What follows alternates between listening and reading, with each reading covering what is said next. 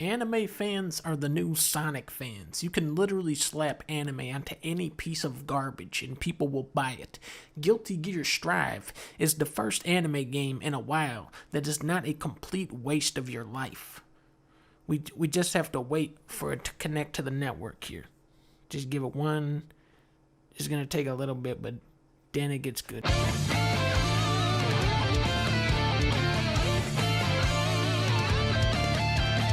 The fighting game genre has always been one of the most mechanically robust, from parries to counters to cancels, crush attacks, combo breakers, strings, cross-ups, wave dashes, the Korean backdash, the Texas wimple slap, the New York City 3-beam surprise uppercut. Even the most simplistic fighter usually has more going on under the hood than your average video game. What developers have always struggled with, though, is putting all those tools in the hands of casual and intermediate players. Street Fighter is probably the most cartoonish example of this. For us normal people, Street Fighter is a very simple game of zoning and poking, and then you wake up one day and say, today I'm learning combos, and Street Fighter says, the fuck you are? Strive is like the flip side of this. The amount of systems seems daunting at first, but if you take a little time to learn them, it's really not so bad. Guilty Gear gives you a few options to get out of the corner. You can burst out or eat your meter to do a bounce-o block, which bounces the opponent backwards when they hit you.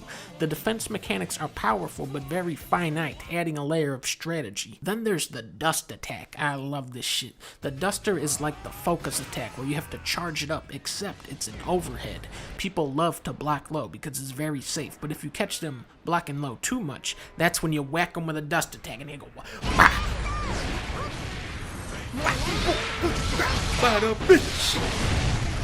If you didn't use your meter up on bounce-o blocks, then you can spend it on the Roman cancel. Roman cancel is one of the funnest mechanics I've seen in a fighting game. You hit the button and freeze time for a moment. Roman cancel just makes it so easy for you to come up with your own wacky combos. It's such a fun idea.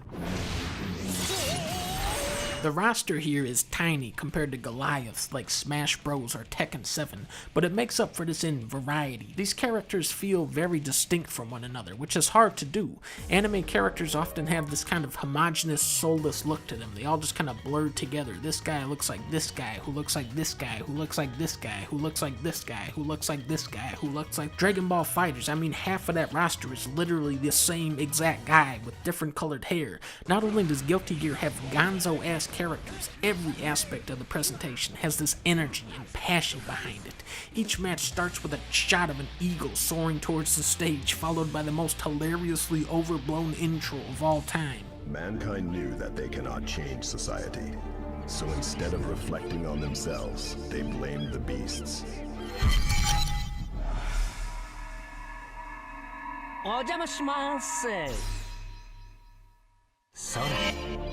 Heaven or hell. You got a big old hulking vampire with a samurai sword and a robo mask. He's slow as shit, but he can slash you from across the entire screen, and his specials are insane.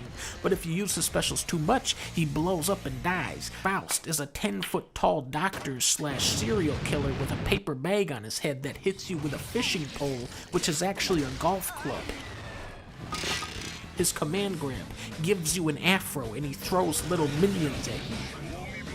May is a pirate with a gigantic anchor that can shoot dolphins at you like a 100 fucking dolphins every second.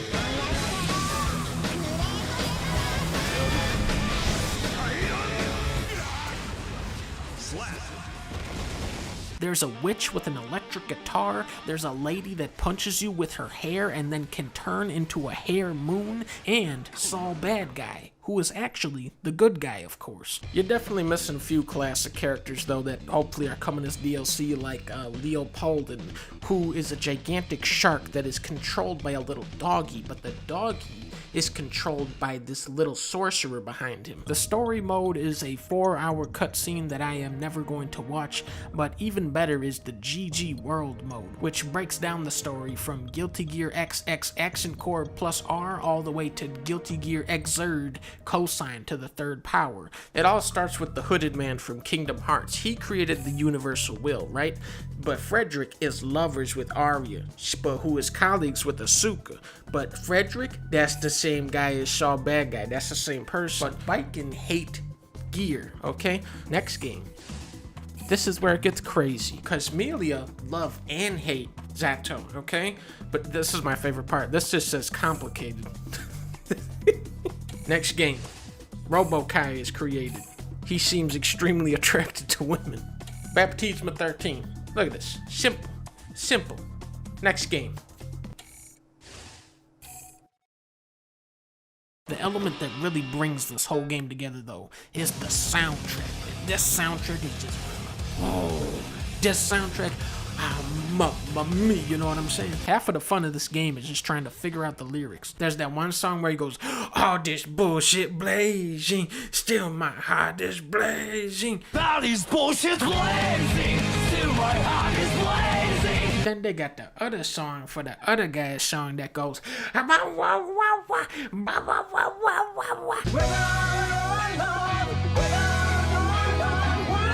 then Moon O'Hare, her song is badass. It's like...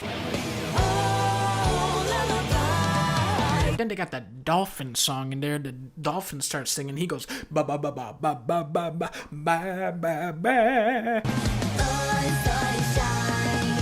Fly like a tiger, walk in the park. Fly like a tiger, walk in the park. Then they got the classic Joker song. Society, your society. And then it cuts out and it goes, I'm a cloud of fire.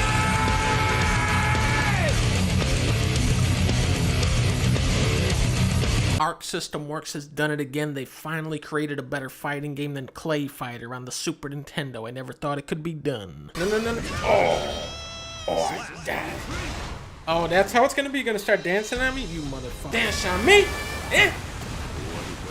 Shit. I am fucking killing this guy. Nope, this guy fucked up. Now he fucked down.